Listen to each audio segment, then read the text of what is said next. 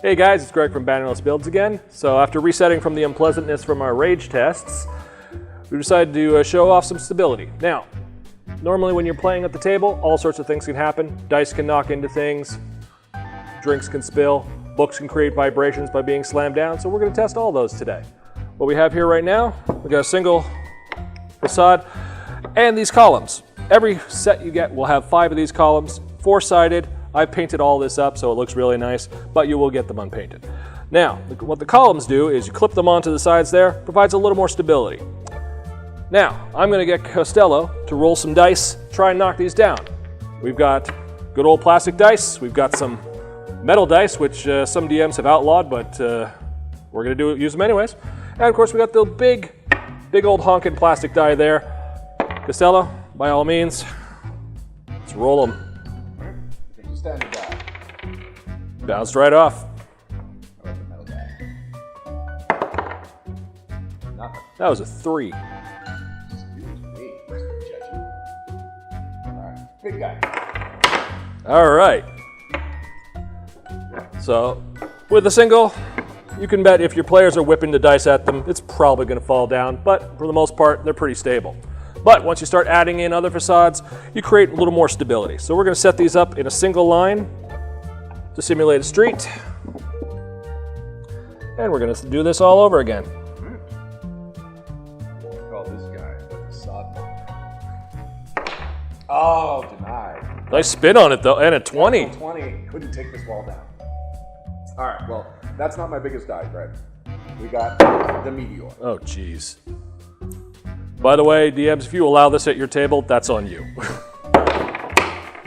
Took down one of them, but still. Let's see if I can take it down in a second shot. Absolutely.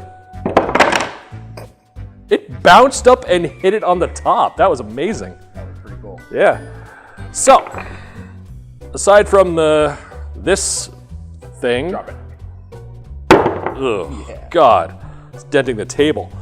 Aside from that, these can pretty much stand up to any of your standard dice. We're going to come back, we're going to do the other tests very shortly. Does anyone want any soda? Oh man, this brings back memories.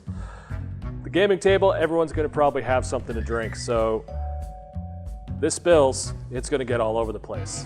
This can affect your character sheets, your battle mats, and your terrain. Now, we're going to cover this up with this today, see how it affects it. But, actually, I'm going to put this in here, there we go.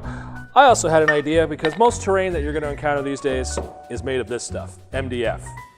MDF is wood. It'll most likely soak this up right away. So, let's get to pouring. Thought that was going to go everywhere. We all did, Greg.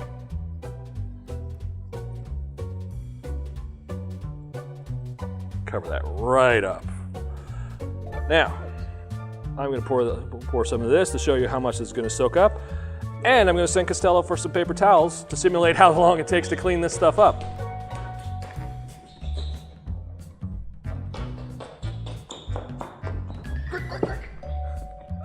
All right, so in the average time it takes to clean up, you can already see right down here, the wood has already soaked up a whole bunch of it.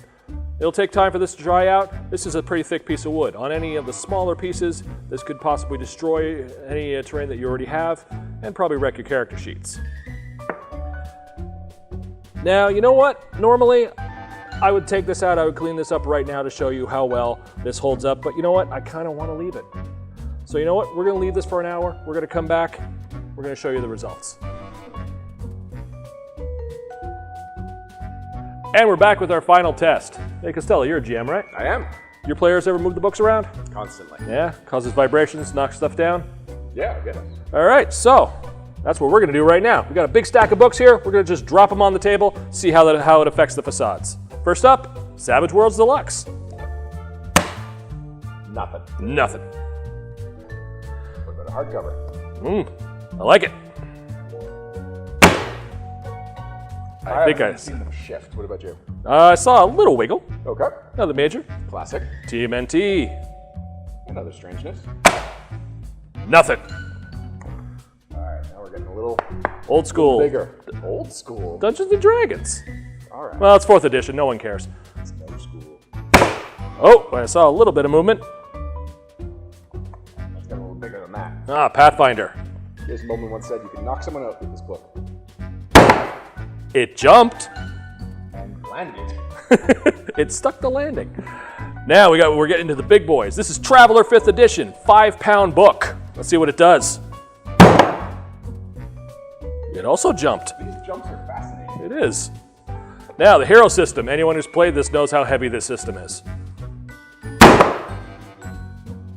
Little jump to the left there. All right, so that's volume 1. What if we do volume 1 and volume 2 together? Yes, do it. 10 pounds worth of books. And that's what it took to knock it down. But for the sake of science, because this is in no way science, let's try everything all together. I want to see how much we can do. Reset that back up. There you go. 20 pounds worth of books. Wow! That was surprising. Awesome. So as you can see, guys, dropping 20 pounds worth of books from about 1.5 feet high made it jump a little bit to the left. Yeah. We'd love to see what you guys can do with this. We'd love to see you guys do your own tests. Send them our way. We'll put them up. All right, so it's been over an hour. We've let these things soak. So let's look at what we got. Well, ours hasn't absorbed anything. Well, take it out, dry it off.